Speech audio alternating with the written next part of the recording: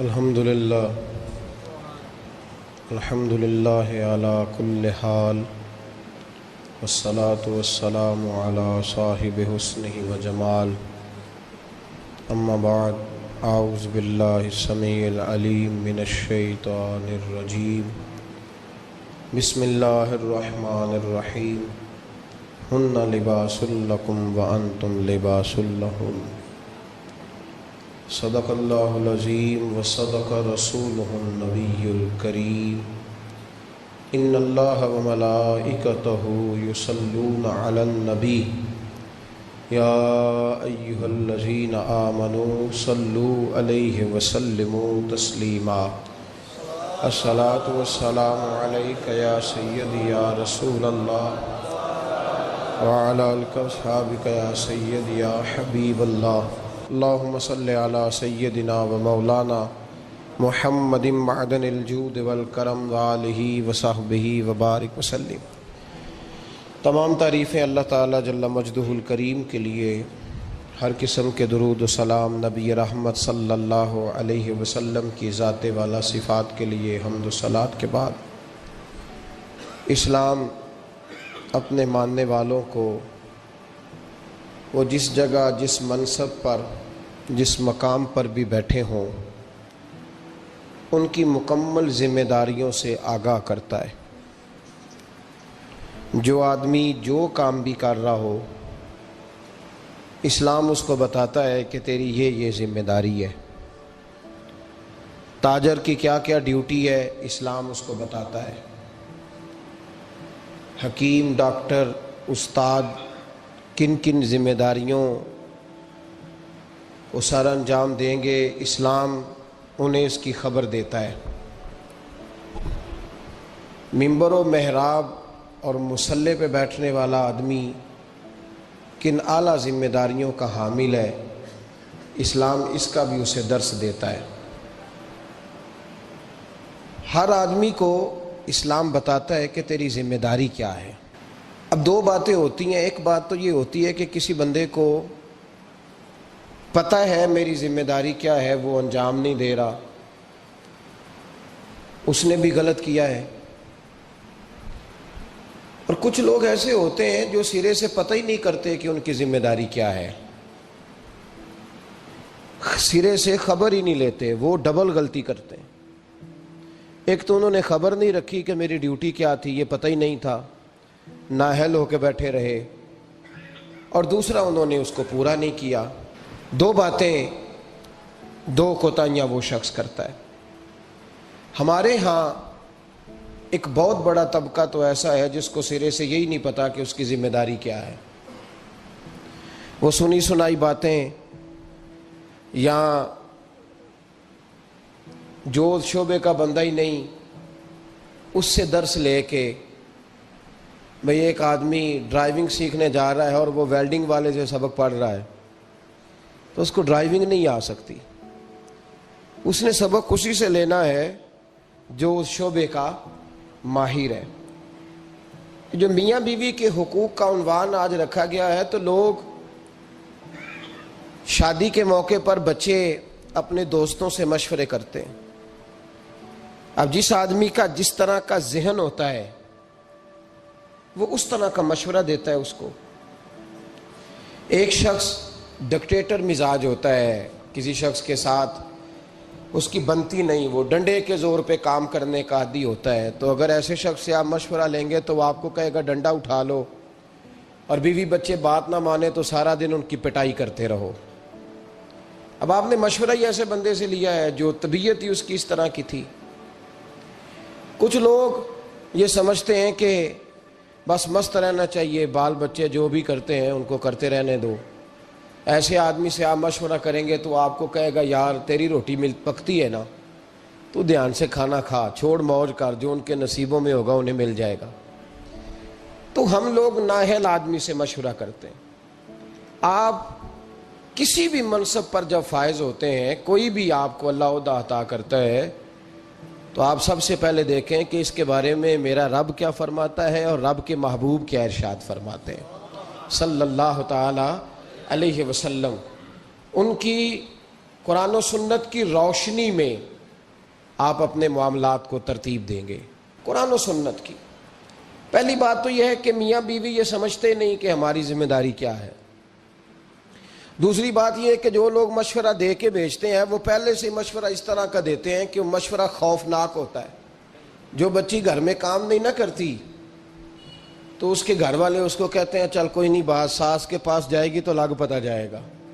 یعنی اس کی پہلے سے ذہن سازی کی جاتی ہے کہ ساس کسی خوفناک چیز کا نام ہے، ساس کسی ایسی بلا کو کہتے ہیں جو کاٹ کھاتی ہے، پہلے سے ہی اس کو یہ بتایا جاتا ہے. تو جو بچہ شادی شدہ نہیں ہوتا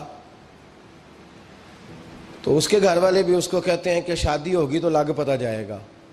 تو اس کا پہلے سے ذہن بنا دیا جاتا ہے کہ شادی کے بعد تو بیگم نہیں لے کے آئے گا، تو اللہ معاف کرے کوئی ایسی سزا اکٹھی کر کے لائے گا جو تجھے لٹکا کے رکھے گی ہمیشہ.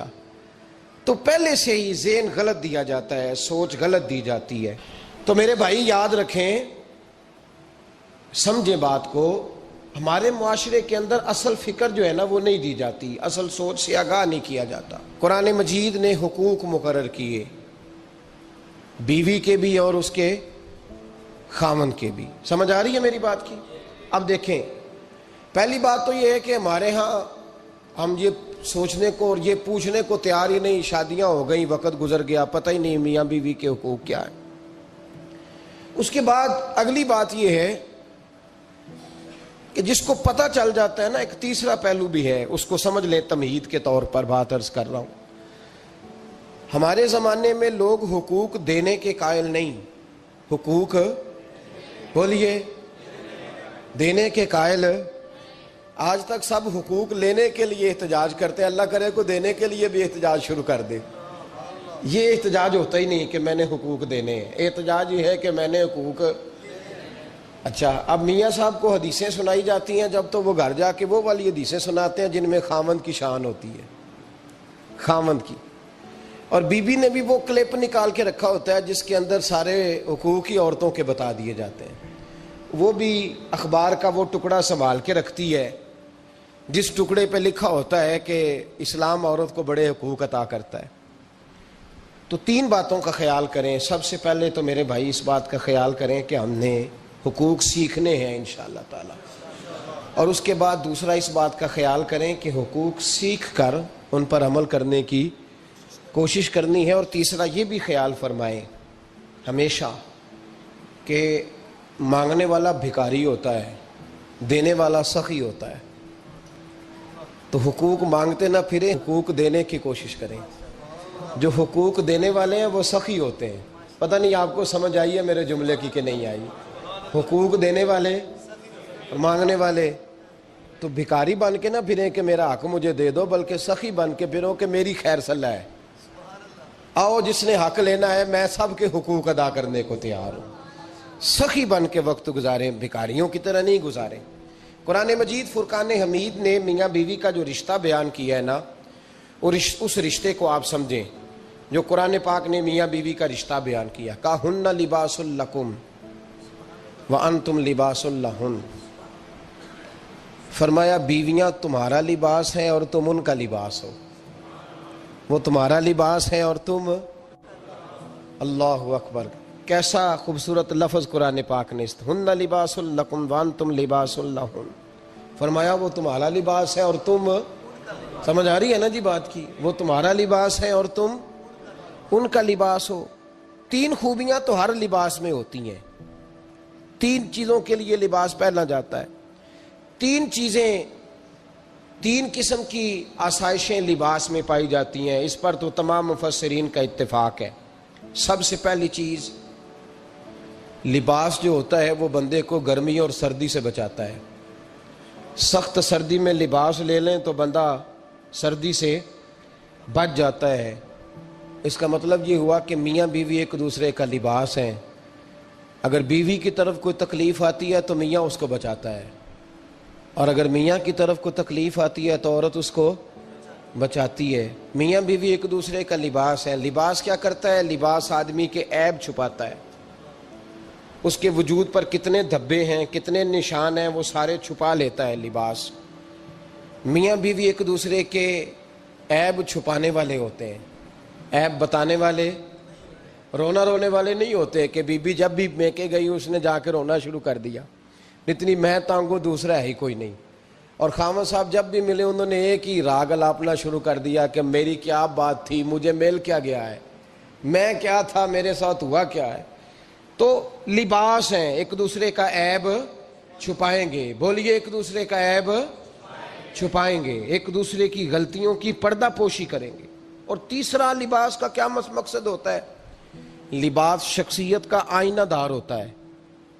لباس آدمی کی اچھی اور خوبصورت طبیعت کا حصہ ہوتا ہے۔ جو لباس ہوتا ہے وہ انسان کو زینت بخشتا ہے، خوبصورت کر دیتا ہے۔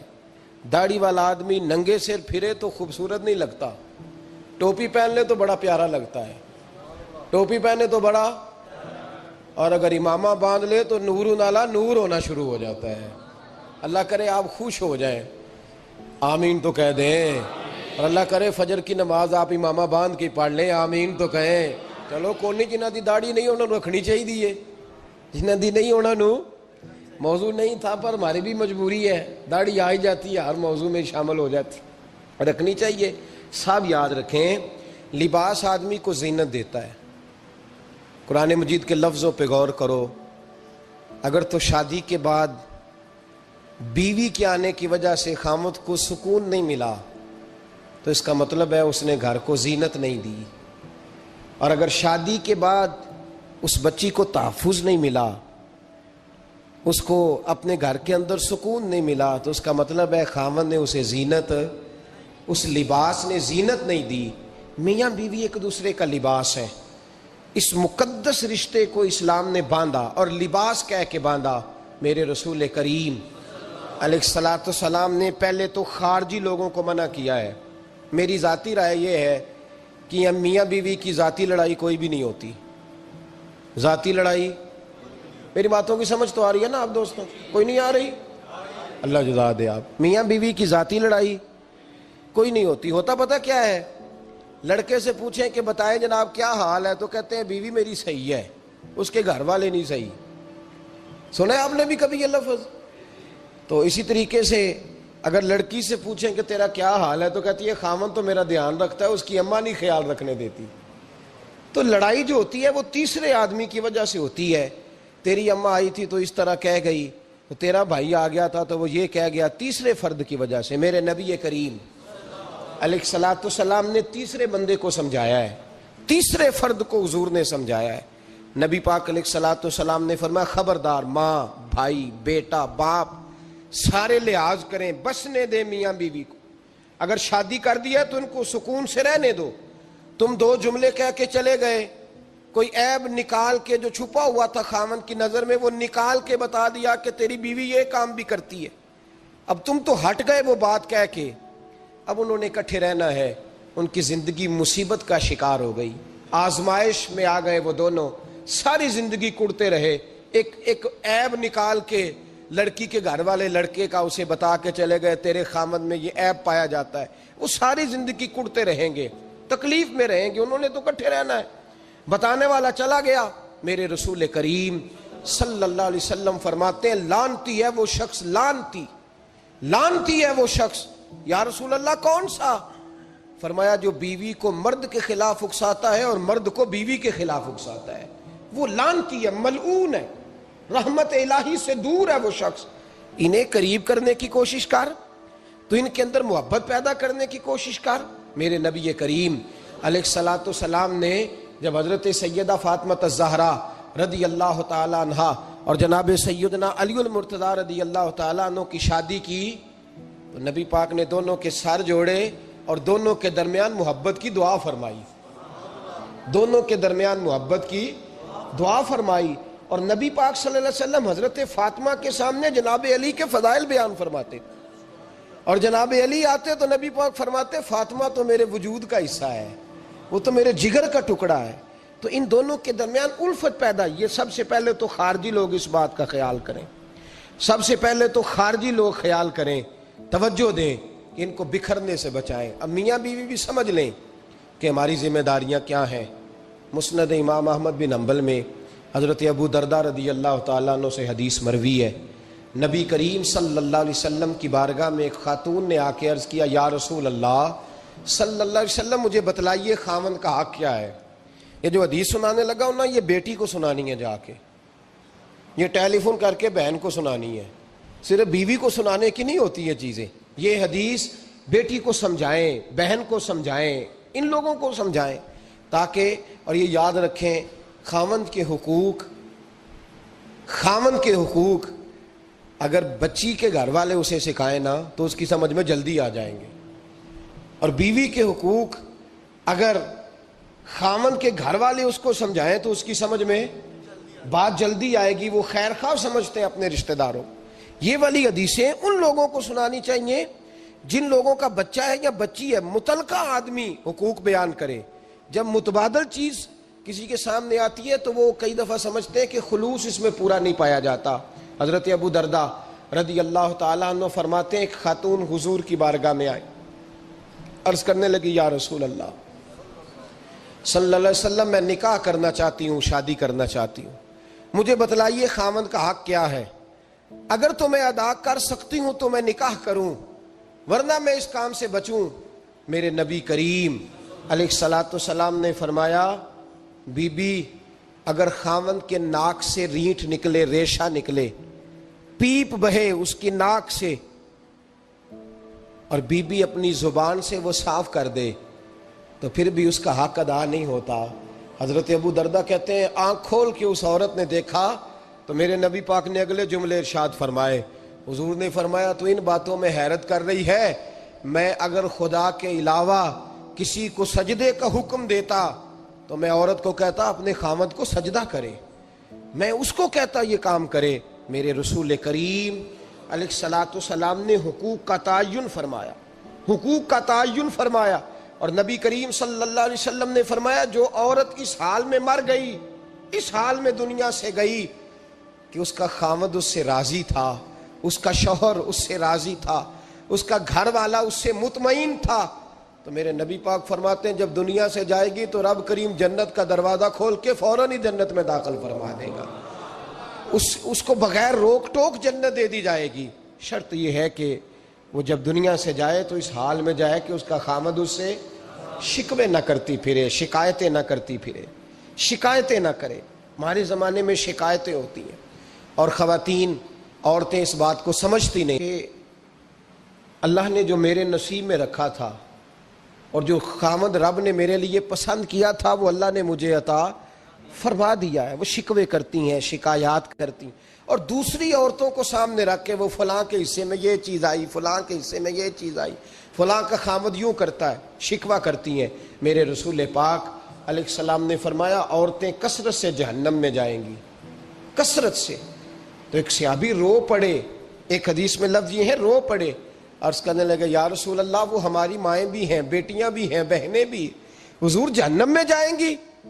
نبی پاک صلی اللہ علیہ وسلم نے فرمایا، ایک تو وہ عیب جوئی کرتی ہیں، غیبتیں کرتی ہیں، دوسرا رب کا شکر ادا نہیں کرتی، اور تیسرا فرمایا اپنے خاوند کا بھی شکریہ ادا نہیں کرتی، بات بات پہ ناشکری کرتی ہیں، بات بات پہ ناشکری کرتی، اس سبب سے جہنم میں جائیں گے۔ عورت کے حقوق کا تعین فرمایا، اور ساتھ ہی میرے رسول پاک علیہ السلام نے مرد کی طرف توجہ فرمائی، اور کیا خوبصورت لفظ ارشاد فرمایا تم میں ہر آدمی اپنے آپ کو اچھا سمجھتا اور اچھا کہتا ہے، ہر آدمی کہتا ہے، لیکن کوئی اگر مجھے آ کے پوچھے گا کہ محبوب آپ کی امت میں اچھا کون ہے، تو حضور فرماتے ہیں میں اسے اچھا سمجھوں گا جو اپنے گھر والوں کے حق میں اچھا ہے، جو اپنی بیوی، خیرکم لأہلہ، تم میں سے بہترین وہ ہے جو اپنے گھر والوں کے لیے اچھا ہے۔ اور فرمایا جاؤ میرے گھر جا کے پوچھ لو، وانا خیرکم لأہلہ، میں تم سب سے زیادہ بڑھ کر اپنے گھر والوں کے لیے اچھا ہوں، تم میں بہترین وہ ہے جو اپنے گھر والوں کے لیے، بال بچوں کے لیے، بیوی کے لیے اچھا ہے۔ رسول کریم علیہ الصلاۃ والسلام نے خاوند کو حکم دیا اور ارشاد فرمایا کہ عورت ٹیڑھی لکڑی ہے، بیچاری کو اللہ نے عقل پوری نہیں دی۔ ایک بچہ چھوٹا ہوتا ہے، ہمیں پتہ ہوتا ہے کہ اس کا شعور پورا نہیں، اگر کوئی غلطی کرے تو کیا اسے نکال دیا جاتا ہے گھر سے؟ بولے، چھوٹا بچہ ہے، وہ کئی دفعہ بڑا نقصان کر دیتا ہے، آپ کیا کہتے ہیں؟ اسے مارتے ہیں, کلاڑی لے آتے ہیں اس کے لیے. اس طرح کرنا چاہیے, اس کے ابے کو بلا لینا چاہیے, بےزتی کرنی چاہیے پنچایت میں بٹھا کے کہ یہ غلطی کی ہے تیرے بچے نے. بھائی دادا یہ کام کرتا ہے؟ بولے نا, کیوں نہیں کرتا؟ وہ کہتا ہے ہمارا بچہ نہ سمجھ ہے, اپنا پوتا ہے, ہمارا اپنا ہے, اگر ہم اس کا ایپ باہر نکالیں گے تو بڑا کام غلط ہو جائے. لیکن وہی ابا جی جب بہو کوئی غلطی کر بیٹھتی ہے تو پنچایت بلاتے ہیں, لوگوں کے سامنے معاذ اللہ تعالیٰ بڑی کڑوی کسیلی باتیں کرتے ہیں, ایسی باتیں کرتے ہیں کہ جو ان کی بیٹی کے بارے میں کہی جائے تو وہ کبھی پسند نہ کریں. اتنے سخت جملے کہے جاتے ہیں, بیٹی والے کو رسوا کیا جاتا ہے. میرے نبی کریم علیہ الصلوۃ والسلام نے فرمایا یہ ٹیڑھی لکڑی ہے, بیچاری کو اللہ تبارک و تعالیٰ نے اپنی حکمت کے تحت عقل آدی عطا فرمائی ہے. تم اگر چاہو گے سیدھی کرنا تو یہ ٹوٹ جائے گی, سیدھی نہیں ہوگی. حضور کیا کریں؟ فرمایا اس کے ساتھ گزارا کرو, اللہ تمہیں اجر عطا فرمائے گا. اس کے ساتھ وقت گزارو, اللہ تمہیں اس کا. یہ ذہن بنانا چاہیے خاوند کو کہ یہ, اور خاوند کی ذمہ داری ہے. اعلیٰ حضرت رحمۃ اللہ علیہ نے فتاوی رضویہ کی 24ویں جلد میں بالتفصیل لکھا ہے. آپ فرماتے ہیں خاوند کی ذمہ داری عورت کو کپڑا فراہم کرنا, روٹی فراہم کرنا, رہنے کے لیے گھر دینا, نان نفقے کا خیال کرنا. اور آپ فرماتے ہیں اگر وہ مطالبہ کرے تو ہفتے میں ایک دن اس کے ماں باپ سے ملانے بھی لے جا سکتا ہے. ہفتے میں, جی کوئی نہیں بول دے تسی, ہفتے چ نہیں, یہ نہیں صحیح لفظ, ہر ہفتے اے سوکھ ہے. کدوں ملان کھڑنا ہے؟ پاویں نہ بولو, گل جڑی سچی ہو تے سچی ہے. ملان کدوں لے جانا ہے؟ اچھا اپنی اماں نو روز ملدا ہے سویرے شام, تے وہ کہندی مینوں بھی اماں نو ملا لیا, تے کہندا روز نہیں جائیدا. تو تم ہی نہ ملا اپنی اماں نو روز بھائی. لیکن ہاں اعلیٰ حضرت فرماتے ہیں ہفتے میں ایک دفعہ ماں باپ سے بولے. بیٹی کا پیار ماں باپ سے زیادہ ہوتا ہے کہ بیٹے کا؟ لو تو سارے انہوں پتا ہے, یعنی تسی گھٹ کر دے ہو نا تاں بیٹی دا نام لیا جے. صحیح بات کر رہا ہوں. تو جس کا پیار زیادہ ہے اس کو روک دیا, کہتے نہیں روز نہیں جائیدا, سال بعد جائیں. بلکہ ان تے اللہ خیر کرے, اللہ پاک فضل کرے. داماد صاحب کی عزت ہی نہیں نہ ہوتی, اس کو آنکھوں پہ بھی اٹھائے تو کہتے ہیں تیرے گھر دے میری عزت نہیں کر دے. پتہ نہیں ان تو عزت بھائیا کیڑی شے دا نام رکھیا ہے, وہ کیڑی ہے جڑی تینوں چاہیے, اللہ ہی بہتر جانتا ہے. عزت نہیں کرتے تو لہذا میرا پروٹوکول نہیں, پھول لے کے کھڑے نہیں ہوتے گلی میں, وہ باہر نہیں نکلتے, وہ اشتہار نہیں چھاپتے کہ داماد صاحب آ رہے ہیں. اور ویسے بھی میں کہاں جاؤں, مطلب یہ کہ چپس بھی نہیں ہے, انہوں نے سنگ مرمر بھی نہیں لگوایا ہوا, تو میں کیسے جاؤں, میری شان کے خلاف. اعلیٰ حضرت فرماتے ہر ہفتے وہ بیٹی جو ہے, تو بیٹیاں بیٹیاں ہوتی ہیں. اور یہ تو اس دن پتہ چلتا ہے نا جب اپنی بیٹی بندہ ڈولی میں ڈالتا ہے, پھر پتہ چلتا ہے کہ دل کرتا ہے ہر ہفتے اس کو ملنے کو, دل کرتا ہے کہ وہ آئے, چہرہ دکھائے, ایک دفعہ مل جائے, ہر ہفتے اس کو ملوانے لے کے جائے, اس کی غلطیاں معاف کرے, اس کے عیبوں پہ پردہ ڈالے, اس کی کوتاہیوں کا خیال کرے, اس سے درگزر کرے. میرے نبی کریم صلی اللہ علیہ وسلم نے فرمایا میں اپنی امت کو حکم دیتا ہوں کہ اپنی بیوی سے بغض نہ پالنا, بغض نہ پیدا کرنا. کوئی غلطی کرے تو بغض نہ پیدا کرنا, بغض نہ رکھ لینا سینے میں کہ تو ہے ہی ایسی, تو ہے ہی, بغض نہ پالنا. اور کیا خوبصورت لفظ ہیں حضرت خدیجہ الکبریٰ کے سرتاج کے, اور کیا لفظ ہیں جناب سیدہ آمنہ کے لال کے. میرے نبی پاک فرمانے لگے اگر تمہیں اپنی بیوی کی کوئی عادت ناپسند ہے تو غور کر لو, ڈھونڈ لو, اس میں ایسی بھی عادت تمہیں ضرور مل جائے گی جو تمہیں بڑی پسند ہوگی. ڈھونڈ لو, غور کر لو, مل جائے گی. کوئی ایسی بھی مل جائے گی جو تمہیں بڑی پسند ہوگی, وہ بھی تمہیں مل جائے گی. ڈھونڈو تو صحیح, تلاش تو کرو, بغض کی اینک نہ لگانا. بغض کی اینک لگا کے دیکھو گے تو کچھ نہیں ملے گا. نبی رحمت سید عالم صلی اللہ علیہ وسلم, پہلی بات یہ ہے کہ اللہ کے حبیب نے تعین فرمایا, اور پھر عملی طور پر حضور نے وہ چیزیں کر کے دکھائیں.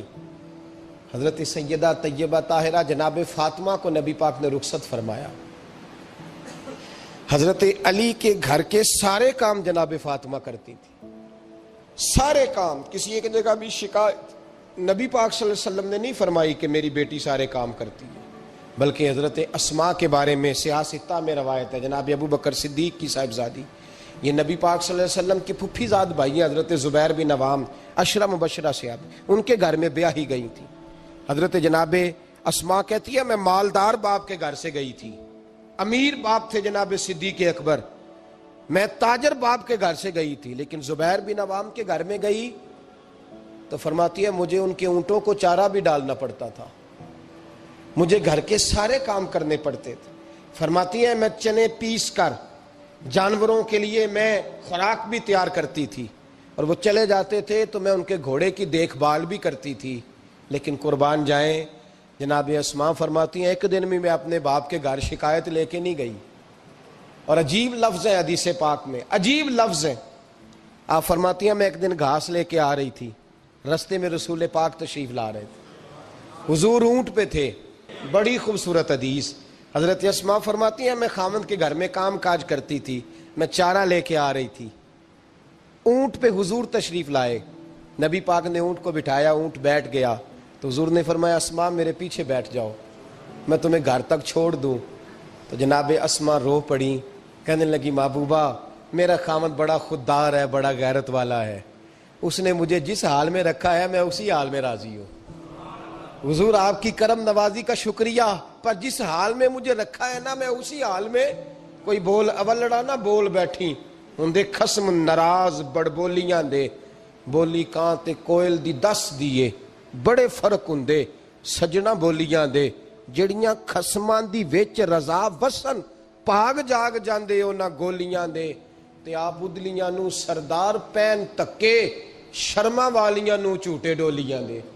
فرمایا جس حال میں میرے خاوند نے، اور امام غزالی حدیث لائے ہیں، ایک خاوند گھر سے نکلا ہے تو بیوی کو کہہ گیا ہے جب تک میں واپس نہ لوٹوں گھر سے نہ نکلنا، 2 گلیاں چھوڑ کے والد رہتے ہیں، 2 گلیاں چھوڑ کے بیوی نبی کریم صلی اللہ علیہ وسلم کی بارگاہ میں پیغام بھیجتی ہے، کہتی ہے خاوند حکم دے گیا تھا میری بغیر اجازت گھر سے نہ نکلنا۔ اب تو بیوی کہتی ہے میں پڑھی لکھی ہوں، کل میں ایک اسکالر کو سن رہی تھی، وہ کہہ رہا تھا بیوی کے بڑے حقوق ہیں، جو مرضی چاہے کر سکتی ہے، اور اللہ خیر کرے اگر بیوی بی ایڈ کر لے پھر تو معاملہ ہی ختم ہو گیا۔ وہ کہتی ہے تو مجھے کر فارغ، میں سویرے، اور سن لیں حدیث یاد رکھ لیں، نبی پاک صلی اللہ علیہ وسلم نے فرمایا جس بی بی نے اپنے خاوند سے بلا وجہ طلاق کا مطالبہ کیا بغیر سبب شرعی کے، جس عورت نے اپنے خاوند سے طلاق مانگی، حضور فرماتے یہ نہیں فرمایا کہ لے لی، جس نے طلاق خالی مطالبہ کیا لے لی، وہ اب تو روز آپ دیکھ لیں کورٹ کچہری میں بیویوں نے دعوے پہ دعویٰ کیا ہوا ہے، خاندوں کی طرف سے بھی زیادتی ہوتی ہے، اس میں شک نہیں، میں سائیڈ کو سیف نہیں کرتا، بڑے ظلم ہوتا ہے، آج بھی جہالت کی بات کرتے ہیں بعض لوگ، لیکن چھوٹی چھوٹی باتوں پہ دعوے ہو جاتے ہیں عدالتوں میں۔ نبی کریم علیہ السلام نے فرمایا جس عورت نے بلا وجہ اپنے خاوند سے طلاق کا مطالبہ کیا، رب کریم اسے جنت کی خوشبو بھی عطا نہیں فرمائے گا، جس نے صرف مانگی ہے اسے خوشبو نہیں دے گا۔ خاوند جہاد پہ چلا گیا، کسی سفر پہ چلے گئے، کہہ گئے میری اجازت کے بغیر گھر سے نہ نکلنا، والد بیمار ہو گئے، خاتون حضور کی بارگاہ میں پیغام بھیجتی ہے، کہتی ہے یا رسول اللہ خاوند حکم دے گیا تھا گھر سے نہ نکلنا، والد بیمار ہے، کیا حکم ہے؟ نبی پاک نے فرمایا چاہے تو جا سکتی ہے، پر خاوند کی اطاعت کرے گی تو اس کے لیے زیادہ بہتر ہو جائے گا۔ 2-4 دن کے بعد پھر پیغام بھیجتی ہے، کہتی ہے محبوبہ باپ شدید بیمار ہے، حکم کیا ہے؟ نبی پاک علیہ الصلوۃ والسلام نے فرمایا چاہے تو جا سکتی ہے، کیونکہ حضور شارع ہے نا، مختار ہیں شرعی معاملات میں، کسی کو چاہے تو کسی چیز کی بھی اجازت عطا فرما سکتے ہیں۔ فرمایا میں اجازت دیتا ہوں جا سکتی ہے، پر خاوند کی اطاعت میں رہے گی تو اس کے لیے بہتر۔ حد ہو گئی بھائیو، حد ہو گئی۔ عرض کرتی ہے حضور باپ انتقال کر گیا ہے، باپ انتقال کر گیا، بیٹی ہوں کیا کروں، رہ نہیں سکتی۔ حضور نے فرمایا میں اجازت دیتا ہوں چلی جائے، پر خاوند کی فرما برداری کرے گی تو بہتر ہو جائے گا۔ صحابہ کہتے ہیں پہلے وہ پیغام بھیجتی تھی، جب باپ کا انتقال ہوا تو اس شام مصطفیٰ نے پیغام بھیجا، فرمایا پتہ کرو گئی تو نہیں، پتہ کرو گئی تو نہیں۔ صحابی نے واپس آ کے عرض کی حضور کوئی نہیں گئی۔ فرمایا جاؤ اسے جا کے میری طرف سے خوشخبری دے دو کہ تو نے اپنے خاوند کی فرما برداری کی ہے، رب کریم نے تجھے بھی بخش دیا ہے، تیرے باپ کی بھی بخشش فرما دی، تیرے اس عمل نے تیرے باپ کی بخشش کا سبب بنا دیا ہے۔ میرے بھائی جڑیاں خسماں دی وچ رضا وسن بھاگ جاگ جاندے ہو نہ گولیاں دے ان کو. اور یہ تعلیم میں نے کہا بیٹی کو دینے والی, یہ بہن کو بتانے والا مسئلہ, یہ اپنے گھر کے اندر ترویج کرنے والا دین ہے. میرے نبی کریم علیہ الصلوۃ والسلام نے حکم دیا, ارشاد فرمایا کہ یوں کریں. اور عورتوں کو نبی پاک نے تاکید فرمائی, فرمایا تم مجھے گارنٹی دو کہ 5 نمازیں پڑھو گی, روزے رکھو گی, شرعی پردے کی حفاظت کرو گی اور اپنے خامند کی فرما برداری کرو گی. تم 4 باتوں کی گارنٹی دو, میں اللہ کا رسول ہو کے تمہیں جنت کی گارنٹی عطا کرتا ہوں. اور یہ بھی یاد رکھیں, جس گھر میں میاں بیوی کا سلوک نہیں ہوتا وہ گھر سارا تباہ ہو جاتا ہے, وہ سارا گھر اذیت کا شکار رہتا ہے. اور آپ کو پتہ ہے سب سے زیادہ نقصان کس کا ہوتا ہے؟ اس گھر کے بچوں کا. وہ بچے ٹوٹ پھوٹ کا شکار ہوتے ہیں, انہیں سمجھ نہیں آتی کہ باپ کی طرف جائیں کہ ماں کی طرف جائیں. جس گھر کے اندر میاں بیوی کا سلوک نہیں ہوتا, جس گھر کے اندر میاں بیوی میں محبت نہیں ہوتی, ان دونوں کے درمیان جب پیار ہوتا ہے, ان دونوں کے درمیان جب محبت ہوتی ہے, ہمارے ہاں تو ایک دوسرے کے رشتہ داروں کی طرف دیکھنا ہی لوگ پسند نہیں کرتے. میرے نبی کریم علیہ السلام کا کمال یہ تھا کہ جناب ختیجہ کے وہ بچے جو پہلے شوہر سے تھے, ایک دفعہ وہ بچے وہ کلمہ پڑھ گئے, مسلمان ہوئے. حضرت ختیجہ کا وہ بیٹا جو پہلے شوہر سے تھا, حضرت ختیجہ کے بھائی نہیں, بہنیں نہیں, بیٹا جو پہلے شوہر سے ہے, ایک دن وہ بیٹا آیا تو حضرت عائشہ صدیقہ فرماتی ہے حضور حجرے میں تھے, بچہ باہر بولا, نبی پاک کے کانوں میں آواز گئی تو حضور فرمانے لگے او ہو یہ تو ختیجہ کا بیٹا آ گیا ہے, تو میرا بیٹا آ گیا ہے. فرماتی ہیں دوڑ کے حضور گئے, گلے سے لگایا, پیار کیا, محبت فرمائی نبی پاک صلی اللہ علیہ وسلم. تو اللہ کے رسول صلی اللہ علیہ وسلم تو زوجہ کے گھر والوں کے ساتھ, بلکہ کنز المال میں حدیث ہے حضرت عائشہ صدیقہ رضی اللہ تعالیٰ عنہ فرماتی ہیں دوپہر کو حضور قیلولہ فرماتے تھے, آرام کرتے تھے. اس وقت میں اکثر صحابہ ملنے نہیں آیا کرتے تھے, پتہ ہوتا تھا یہ محبوب کے آرام کا وقت ہے. ایک دن ایک بوڑھی بی بی ملنے آ گئی, اور بی بی جب آئی تو بغیر وقت کے آ گئی. جناب عائشہ فرماتی ہیں کہ میں نے کہا کہ یہ شاید جانتی نہیں, بہرحال آ گئی ہے. تو کہتے ہیں وہ خاتون آئی تو نبی پاک صلی اللہ علیہ وسلم کا چہرہ کھل اٹھا اسے دیکھ کے. حضور نے بڑا زیادہ وقت عطا کیا, دیر تک بیٹھے, اس کی باتیں سنتے رہے, محبت کے ساتھ جواب دیتے رہے. جب فارغ ہو گئی تو اس نے کہا حضور میں جاؤں؟ نبی پاک نے فرمایا ٹھہر جاؤ. حضور نے کتنے تحفے تیار کیے, غلام کی ڈیوٹی لگائی, گھر تک پہنچائے. حضرت عائشہ صدیقہ فرماتی ہیں نبی کریم صلی اللہ علیہ وسلم لیٹ گئے. میرے دل میں خیال آیا حضور آرام کر رہے ہیں, رات کو جب واپس آئیں گے عشاء کے بعد تو پوچھوں گی یہ عورت کون ہے. لیکن جب میں اٹھ کے نبی پاک کے قریب گئی تو اللہ کے رسول تو بیدار ہیں. تو میں نے فوراً کہا, میں نے کہا یا رسول اللہ صلی اللہ علیہ وسلم جتنا وقت آپ نے اس خاتون کو دیا ہے میں نے کبھی کسی کو دیتے دیکھا نہیں. یہ آئی بھی اس وقت میں جس میں روٹین سے صحابہ تشریف نہیں لاتے, اور پھر آپ نے بڑا انفرادی وقت دیا, اس کو بڑا اہم وقت دیا. کون تھی یہ عورت؟ تو حضرت عائشہ کہتی ہیں محبوب کی آنکھوں میں آنسو آ گئے. میں نے کہا یا رسول اللہ میں نے کوئی ایسی بات کر دی کہ آپ کو تکلیف پہنچی, میں معافی چاہتی ہوں, کون تھی؟ تو نبی پاک نے فرمایا نہیں عائشہ یہ کوئی عام بی بی نہیں, یہ میری پہلی زوجہ جناب ختیجہ کی سہیلی تھی. فرمایا یہ مکے میں اکثر ختیجہ کے پاس آیا کرتی تھی, ختیجہ اسے وقت دیتی تھی, تحفے دیتی تھی, اس کے پاس بیٹھتی. میں نے وہ سارا آج ختیجہ کا عمل دہرایا ہے, اور میں نے ختیجہ کی اس یاد کو تازہ کیا. حسن العہد من الایمان, فرمایا رشتہ اچھے طریقے سے نبھانا یہ بھی ایمان کا حصہ ہے, یہ بھی ایمان کا حصہ ہے. میں نے اس عہد کو, اس پیمان کو, اس محبت کو اچھے طریقے سے نبھایا ہے. میرے نبی کریم علیہ السلام نے عورت کے بارے میں, اس کے حقوق کے بارے میں یہ تعین فرمایا. خاوند کو کہا کہ وہ اس بات کا خیال کرے, عورتیں اطاعت والا کام کریں اور خاوند شفقت والا کام کرے. اور شفقت وہیں ہوتی ہے جہاں کوئی غلطی ہوتی ہے, درگزر وہیں ہوتا ہے جہاں کوئی کوتاہی. عورت اطاعت کرے, فرما برداری کرے, اس کو حکم ہے. خاوند درگزر کرے, شفقت کرے, اور کوئی کوتاہی دیکھے, کوئی غلطی دیکھے, اس پر پردہ پوشی کرنے کی کوشش کرے. یاد رکھیں اعلیٰ حضرت فاضل بریلوی رحمۃ اللہ علیہ فرماتے ہیں جو مردان خدا ہیں, جو اللہ کے بندے ہیں, جو مردان خدا ہیں, فرمایا ان کا طریقہ تو یہ ہے کہ وہ اپنے گھر والوں کی بڑی بڑی غلطیاں معاف کرتے ہیں، بڑی بڑی کوتاہیاں، بڑی بڑی۔ حضرت ابو الحسن رحمت اللہ تعالی علیہ، جناب ابو الحسن خرقانی بہت بڑے درویش صوفی گزرے اور صاحب بصیرت اور زندہ اور بیدار مغز صوفی تھے، صرف ہو والے صوفی نہیں تھے۔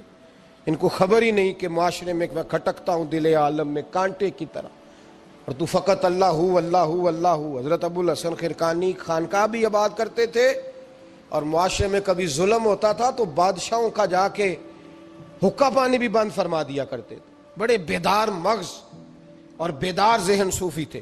حضرت بایزید بسطامی رحمۃ اللہ علیہ کے سجادہ تھے، اور محمود غزنوی آپ کا مرید تھا۔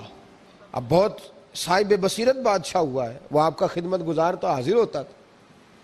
محمود غزنوی کہتے ہیں جب میں پہلے دن گیا تو بابا جی مجھے اٹھ کے نہیں ملے، بیٹھے بیٹھے سلام کیا، واپس آنے لگا تو مجھے چھوڑنے آئے میری سواری تک، تو میں نے کہا حضرت جی جب آیا تھا تو پوچھا بھی نہیں اور اب چھوڑنے آ گئے۔ تو فرمانے لگے جب تو آیا تھا تیرے اندر تکبر تھا، تو کہتا تھا مولوی بادشاہوں کو اٹھ کے ملتے ہیں اس لیے نہیں ملا، اور اب تو سوچ رہا ہے کہ نہیں سارے مولوی ایک طرح کے نہیں ہوتے، اس لیے میں تیری عزت دینا تیرے لیے ضروری سمجھا ہے، اس لیے تجھے چھوڑنے آیا ہوں۔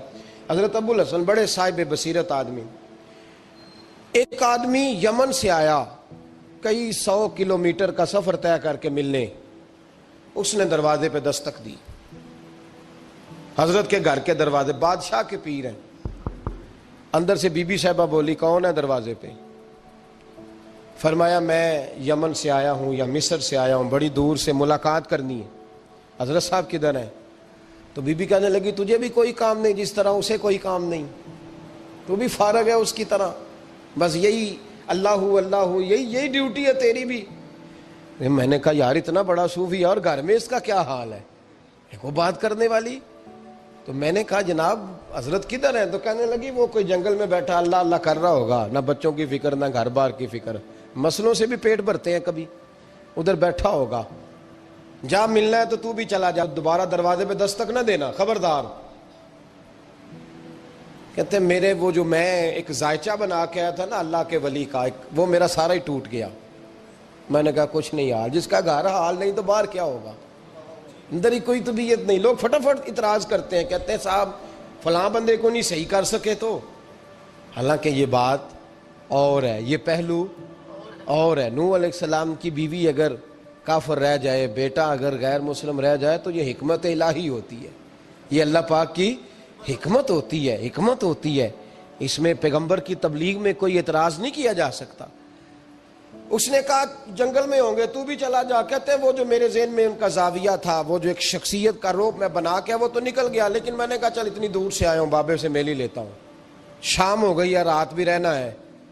کہتے ہیں میں نے جنگل کی طرف منہ کیا تو حضرت جنگل سے آ رہے تھے اور شیر پہ بیٹھے ہوئے تھے، شیر پہ بیٹھے تھے۔ فرماتے ہیں پھر میرے دل میں خیال آیا، میں نے کہا بی بی قابو آتی نہیں اور شیر کو قابو کیا ہوا ہے۔ پھر وسوسہ آیا اتقوا فراست المومن فإنه ينظر بنور اللہ، رواہ ترمذی او کما قال صلی اللہ علیہ وسلم۔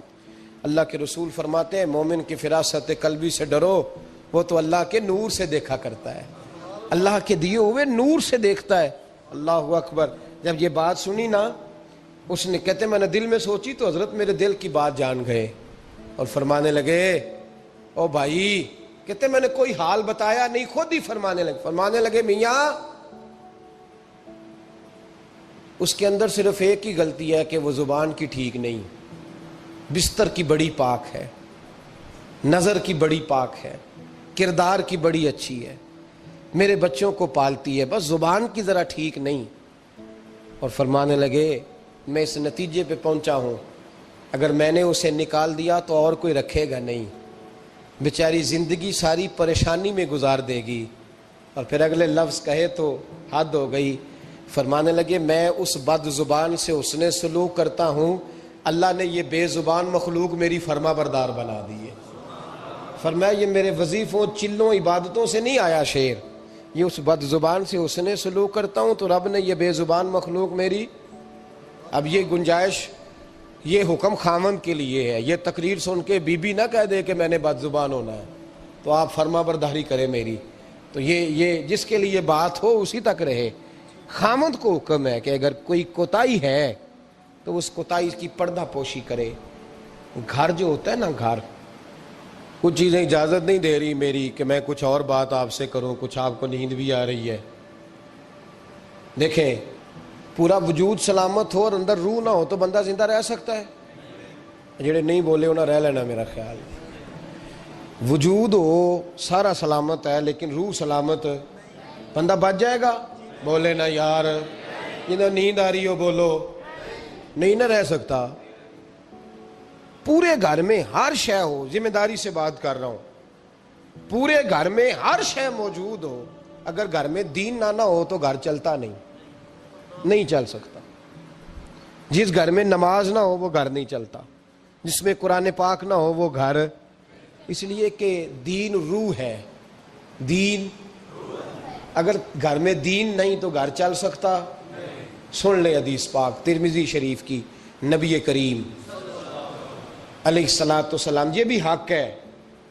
یہ آخری بات اس عنوان پہ سنیں، یہ حق آخری ہے، اس کو بھی سمجھیں. ترمذی شریف میں نبی پاک علیہ السلام نے فرمایا، دعا دی حضور نے. نبی پاک فرماتے ہیں اللہ اس بی بی کو جزائے خیر دے، اللہ اس پہ رحم فرمائے جو سویرے اپنے خامند کو نماز کے لیے جگاتی ہے، اور اگر نہ اٹھے تو پانی ڈال کے جگاتی ہے. اور فرمایا اللہ اس خامند پر رحم کرے جو سویرے اپنی بیوی کو نماز کے لیے جگاتا ہے، اور اگر نہ اٹھے تو پانی ڈال کے جگاتا ہے. رحم کرے. سب سے زیادہ حق میاں بیوی کا ایک دوسرے کا ساتھ یہ ہے کہ انہیں دیندار بنائے. دین کی جس بات کا خامند کو پتہ ہے، اعلیٰ حضرت نے لکھا ہے کہ خامند کی ذمہ داری ہے بیوی کو تعلیم دینا، یہ اس کی ڈیوٹی ہے پردے کا پابند کرانا. اس کی ذمہ داری ہے کہ اسے قرآن و سنت کے جو احکام پتہ ہے اپنی بیوی کو سکھائے، اس کو بتلائے، اس کو سمجھائے. ذمہ داری ہے اس کی. فرمایا اللہ اس پہ رحم کرے. ذمہ داری ہے ایک دوسرے کو مذہب سے آشنا کریں، پیار کے ساتھ، محبت کے ساتھ قائل کریں. خامند بڑی باتوں میں روٹھ جاتا ہے، اگر کبھی اس بات پہ بھی روٹھ جائے کہ آج نہیں روٹی کھانی تیرے ہاتھ کی، انہیں نماز ہی نہیں پڑھی، تو آج نہیں میں نے تیرے ساتھ کوئی بات کرنی اس لیے کہ تیری آواز گلی میں نے سنائی دی ہے مجھے. تو خامند کو چاہیے کہ اسے دینداری سکھائے. عورت کو بھی چاہیے کہ وہ کہے صاحب تھوڑی روٹی کھا لینی ہے لیکن مہربانی کریں حلال رزق لے کے آئے، مجھے زیادہ کپڑوں کی ضرورت نہیں، میں پرانے پہ گزارا کر لوں گی لیکن میرے بچوں کے حلق سے ہرا نہیں گزرنا چاہیے کہ دینداری ایک دوسرے کو سکھائیں، ایک دوسرے کو. حضرت سلطان باہو کا نام تو سنا ہوگا آپ حضرات، الحمدللہ کافی لوگوں نے سنا ہوگا. حضرت سلطان باہو رحمۃ اللہ علیہ کے جو والد تھے ان کا نام تھا حضرت بازید. جاگیردار تھے، دنیا دار تھے، بہت بڑے مالدار تھے. فرماتے مذہب کی طرف میرا رجحان نہیں تھا. چوتھی شادی کی بی بی راستی کے ساتھ. بی بی صاحبہ بڑی نیک تھیں. بی بی صاحبہ کہتی ہیں میرا دل کرتا تھا میرا خامد بھی نمازی ہو جائے. اور عام دنیا دار نہیں تھے، 7 جاگیروں کے مالک تھے. بڑا مشکل ہوتا ہے، پیران نظام کے آستانوں پہ غریب لوگ رہ گئے ہیں، جڑا 4 جماعتاں پڑھ جائے یا پیسے آ جائیں انہوں نے تو کسی پیر دی لوڑ ہی کوئی نہیں. اور اگر بندہ مالدار ہو تو کئی پیروں دے آپ مرید ہوندے نے، وہ کہتے ہیں مینوں آپ کنے پیر سلوٹ کر دیں. ایک صاحب نے میری ایک دفعہ افطاری کی تو کہنے لگے آپ کی افطاری ہے. اس جگہ ایک اجتماع سے میں نے بیان بھی کرنا تھا تو واپسی پہ ان کے ہاں انہوں نے مجھے فوٹویں دکھانی شروع کر دی. اب یہ بھی ایک مسئلہ ہے نا، کیا کہتے ہیں اس کو، سیلفی. جی ہاں، بڑے بڑے سیانے بندے ساری دیہڑی یہی کام کرتے رہتے اور کم ہی کوئی نہیں سرے. تو وہ مجھے تصویریں دکھانے لگے، اے پیر صاحب دی بھی میں دعوت کیتی، اے پیر صاحب دی بھی میں دعوت کیتی، اے پیر صاحب دی بھی میں دعوت کیتی، اے پیر صاحب دی بھی میں دعوت. 14-15 پیر مجھے گنوا دیے. تو کھانے تو بعد مینوں کہنے لگے کہ تسی دوبارہ کدو آؤ گے. میں کہا جدو تسی 200 بندے نو میرا بھی نام دس لو گے ادو آ جائیں گے. اب مالدار آدمی ہے نا، تو اب بعد میں مجھے ایک دو دفعہ انہوں نے فون کیا. میں کیا وہ بڑے پیران دی اس لسٹ میں اپنا نام نہیں شامل کرانا چاہتا. میں نے تو نہ چھوٹیاں جی رہن دے بھائی، ہم بچتے ہیں اس کام سے، بچتے ہیں ایسے آدمی سے. وہ کسی درویش نے کہا تھا جس کی ہر بات میں پوشیدہ ہو نشتر کی چبھن، ایسے ہر صاحب احسان سے ڈر لگتا ہے. بچنا چاہیے. تو مالداروں کے تو آپ بڑے مرید ہوتے ہیں، کئی پیر حاضریاں دیتے پھرتے ہیں. کہیں مولوی دستے نگر ہوتے ہیں معاذ اللہ. اللہ خودداری اور عزت نفس عطا کرے, آمین تو کہہ دیجئے. دینداری کے اللہ توفیق عطا فرمائے. تو بہت بڑے جاگیردار تھے حضرت سلطان باہو رحمت اللہ علیہ کے والد. بی بی شیبہ کہتی ہے نمازی بنانا تھا خاوند کو. کس کو؟ کس نے بولے؟ کس نے نمازی بنانا ہے؟ اور بیوی کو کس نے بنانا ہے؟ پکی گل نے جی. میں ایک کاؤنسلر صاحب نوں میں کہا ماشاءاللہ جیت گئے ہو؟ کہندے ہاں جی. میں کہندے جی کوئی حکم ہوئے تو میں دسو. میں کہ حکم ہے کہ تسی اپنے حلقے دے بندیاں دی ڈیوٹی لانی, کیڑا کیڑا نماز حاضری لانی ہے, کیڑا کیڑا نماز پڑھنا ہوندا ہے تے کیڑا کیڑا نہیں ہوندا. کہنے لگے بڑے سیانے نکلے ہو, پہلا مینوں ہی وسیتے واڑ چھڑیا جی. میں جاؤں گا تے دوجیاں دی حاضری لاں گا نا. تو خاوند نمازی بنائے گا بیوی کو تو اس سے پہلے خود بنے گا تو بنائے گا نا جی. جی تو اگر خاوند کہہ دے تو پڑھیا کر, میرے پیچھے نہ لگی تو کتنی جنی کو تو پڑھنی اونی میں پڑھنی ہے نا. تو میں ایک دوست کو کہہ رہا تھا بچے وہ کام نہیں کرتے جو آپ کہتے ہیں. اور میں نے جمعے میں بھی کہا تھا بچے وہ کرتے ہیں جو ہمارا عمل دیکھ کے بچے چلتے ہیں, صرف بات پہ عمل نہیں کرتے. بی بی راستی کہتی ہے میں نے ٹھان لی کہ میں نے اس جگیردار کو, وڈیرے کو, اس موٹے بڑے چودھری کو میں نے نمازی بنانا اور بنا کے دکھانا ہے نمازی. بی بی صاحبہ کہتی ہیں کہ وہ جس خاتون کی بھی باری ہوتی تھی, 4 بیویاں ہوتی تھیں, وہ اس کا حق ادا کرتے تو بعد میں اپنی خوابگاہ میں جا کے آرام کرتے. ان کا جو خادم تھا ملازم, وہ رات کو دودھ کا پیالہ انہیں دینے جاتا تھا, سونے سے پہلے ان کے پاس دودھ کا پیالہ پہنچتا تھا. تو بی بی صاحبہ کہتی ہیں میں نے رات کو ملازم سے کہا دودھ دینے تو نہیں جائے گا, میں جاؤں گی. تو میں آدھی رات کو دودھ کا پیالہ لے کے حاضر ہوئی. تو کیسے آئی؟ میں نے کہا بی بی ہوں, آ گئی ہوں, تو اب مہربانی کریں. میں نے کہا اگر اجازت دیں تو آپ کے پیر نہ دبا دوں. چل دبا دے. بی بی کہتی ہیں پیر دباتے دباتے میں نے کہا اگر اجازت دیں تو صبح نماز کے لیے جگا دوں. یہ نماز کی تبلیغ ہو رہی ہے. تو بابا جی پتہ کیا کہتے ہیں حضرت بازید, کہنے لگے تو مجھے جانتی نہیں, خبردار مجھے تبلیغ کرنے کی کوشش کی. اس گھر میں رہنا ہے تو سانس اونچا نہ لینا, پتہ ہے تو کس کے ساتھ بھی آئی, خبردار. کہتے میں چپ کر کے آ گئی. اگلے دن پھر دودھ لے کے پہنچ گئی تو انہوں نے آنکھ کھول کے دیکھا میری طرف, پھر آ گئی ہے. میں نے کہا اب میرے خاوند ہیں, میرے سر کے تاج ہیں, پیر دبا دوں؟ کہ دبا دو. کہتے ہیں میں نے 10 منٹ پیر دبائے تو میں نے کہا اگر جان کی امان پاؤں تو فجر میں جگا دوں. میں نے جلال فرمایا. کہنے لگے تجھے کہا تھا نا کہ مجھے کسی کا مشورہ قبول نہیں, تو کون ہوتی ہے مجھے بات کرنے والی, چل دوڑ جا. بی بی صاحبہ کہتی ہیں میں 10 دن جاتی رہی. کتنے دن؟ انہوں نے سختی بھی کی, برا بھلا بھی کہا, اور کئی دن یہ بھی کہا کہ کل آئی تو پھر یاد رکھنا. کہتی ہیں 10ویں دن میں گئی تو حضرت بازید کہتے ہیں میرے دل میں خیال آیا یہ جان چھوڑنے والی نہیں, یہ باز نہیں آئے گی. اور چلو ہے بھی تو میری بیوی, غلط بات بھی کوئی نہیں کر رہی, کہہ بھی نماز کر رہی ہے. کہنے لگے اگر میں سویرے اٹھ جاؤں تو پھر دوبارہ تو نہیں آئے گی, تو دوبارہ تو نہیں آئے گی. یہ دیکھیں میاں بیوی کا آپس میں رشتہ. سویرے اگر میں اٹھ جاؤں نماز کے لیے تیرے کہنے پہ تو میری جان چھوڑ دے گی تو. بی بی صاحبہ کہنے لگی میں دوبارہ نہیں آؤں گی, آپ مہربانی کریں سویرے اٹھ جائیں. کہنے لگے چل تو میری بیوی ہے, ایک بار مان لیتا ہوں تیری بات, سویرے جگا دینا. بی بی راستی کہتی ہے میں پہلے سو کے اٹھا کرتی تھی, وہ رات میں سوئی نہیں. کہتی میں ساری رات رو کے گزار دی, ساری رات, اور بیدار رہ کے گزار دی.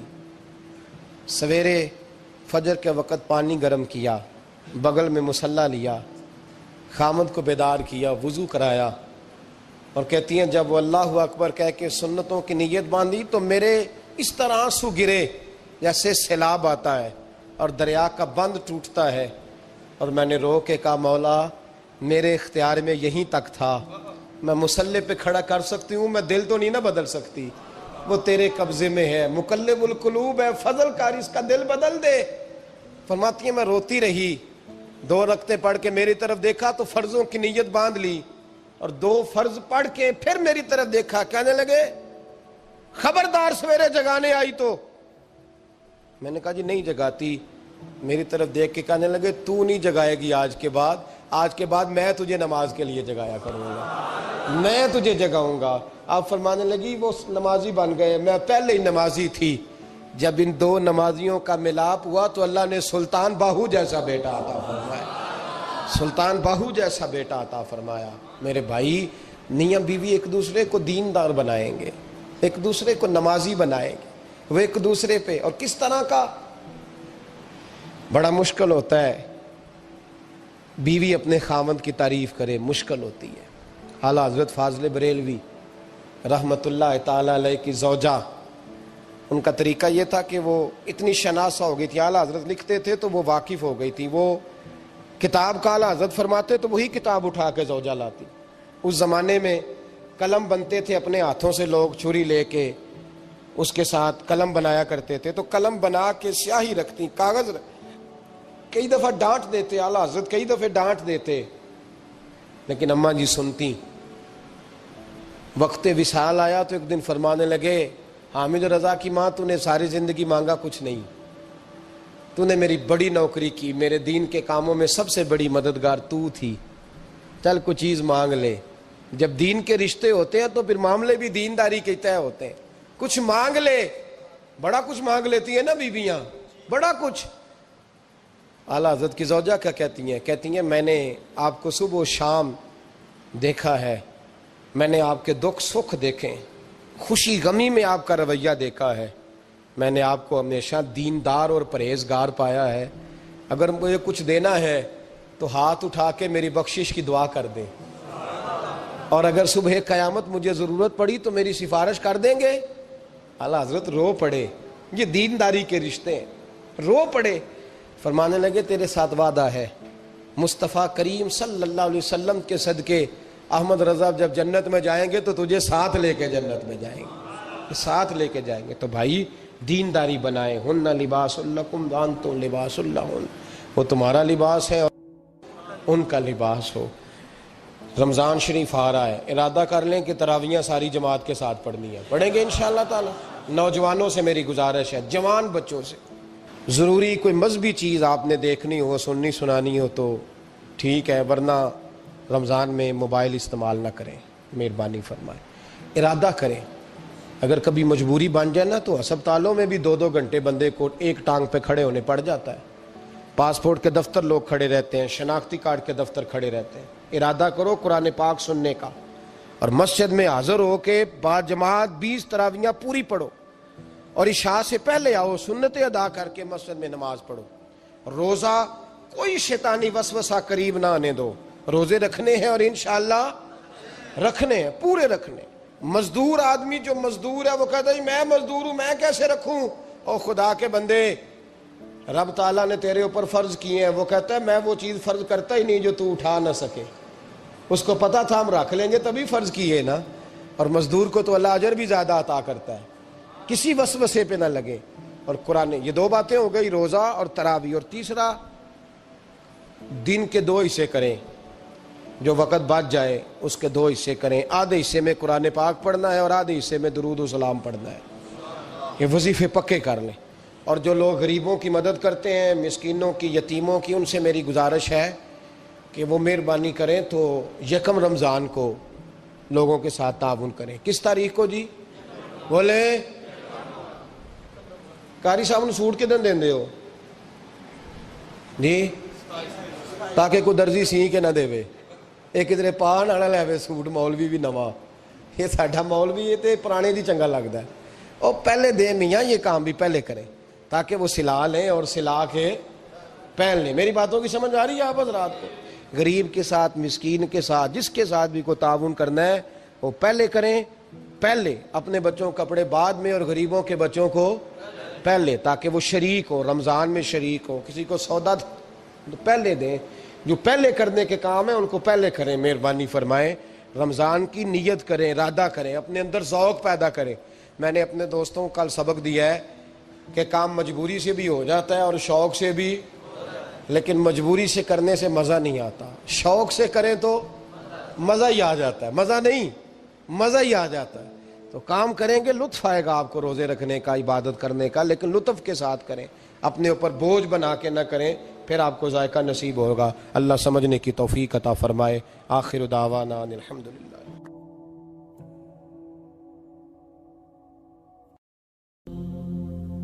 ٹکڑے ٹکڑے دل کردائیں،